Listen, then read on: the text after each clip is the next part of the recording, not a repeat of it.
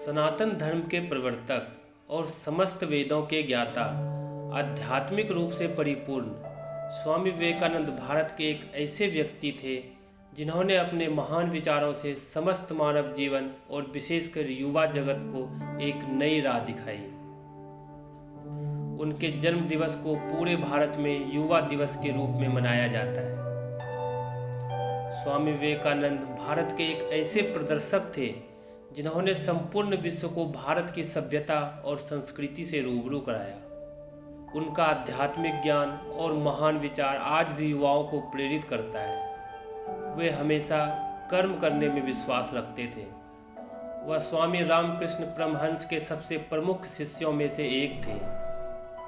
वह हमेशा अपने गुरु की सेवा पूरे मन से करते थे। स्वामी विवेकानंद ने एक ऐसे समाज की कल्पना की थी जहां पर हर धर्म जाति के आधार पर मनुष्यों में कोई भेदभाव ना रहे। उनका एक सबसे महान विचार था, उठो जागो और तब तक मत रुको जब तक लक्ष्य की प्राप्ति ना हो जाए। स्वामी विवेकानंद का जन्म 12 जनवरी 1863 को कोलकाता में हुआ था। स्वामी जी के बचपन का नाम नरेंद्र नाथ दत्त था। इनके पिता श्री विश्वनाथ दत्त कोलकाता हाईकोर्ट के एक प्रसिद्ध वकील थे। इनकी माता श्रीमती भुवनेश्वरी देवी बुद्धिमान व धार्मिक विचारों की महिला थी, जिसके कारण स्वामी विवेकानंद जी को अपनी मां से ही हिंदू धर्म और सनातन संस्कृति को करीब से समझने का मौका मिला। स्वामी जी आर्थिक रूप से संपन्न परिवार में पले बड़े थे।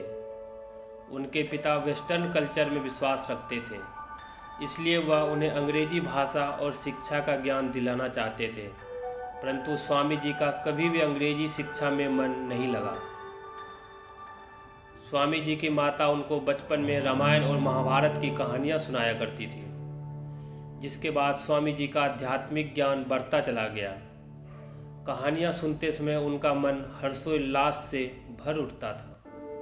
25 वर्ष की उम्र में स्वामी जी ने अपना घर परिवार छोड़कर सन्यासी बनने का संकल्प लिया।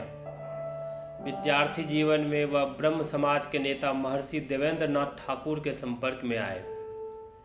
स्वामी जी की जिज्ञासा को शांत करने के लिए महर्षि देवेंद्र नाथ ठाकुर ने उनको रामकृष्ण परमहंस के पास जाने की सलाह दी।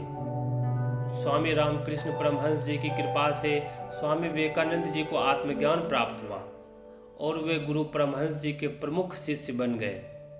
11 सितंबर 1893 के दिन शिकागो में विश्व धर्म महासम्मेलन का आयोजन हुआ।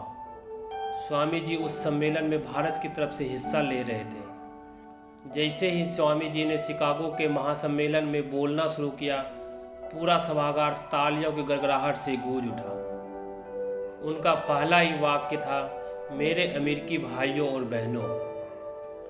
इसके बाद स्वामी जी ने अपने भाषण में भारतीय सनातन वैदिक संस्कृति के बारे में अपने विचार रखे, जिससे न केवल अमेरिका में बल्कि पूरे विश्व में स्वामी जी का आदर सम्मान बढ़ गया।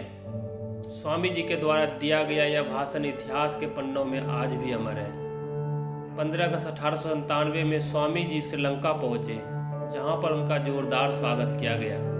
जीवन के अंतिम दिनों में उन्होंने शुल्क यजुर्वेद की व्याख्या की और कहा, एक और स्वामी विवेकानंद चाहिए, यह समझने के लिए कि इस विवेकानंद ने अब तक क्या किया है। 4 जुलाई 1902 को स्वामी जी ने बेलूर मठ में पूजा अर्चना की और वहाँ के छात्रों को योग, वेद और संस्कृत विषय का ज्ञान भी दिया। संध्या काल के समय स्वामी जी अपने कमरे में योग करने गए और उन्होंने ध्यान मग्न अवस्था में महासमाधि धारण कर प्राण त्याग दिए।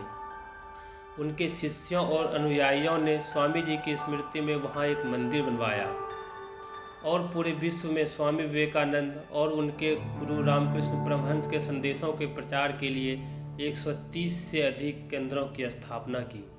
तो दोस्तों, ये हमारा वीडियो कैसा लगा? अगर आपको हमारा वीडियो पसंद आया तो इसे लाइक करें। मिलते हैं जल्द किसी नए वीडियो के साथ।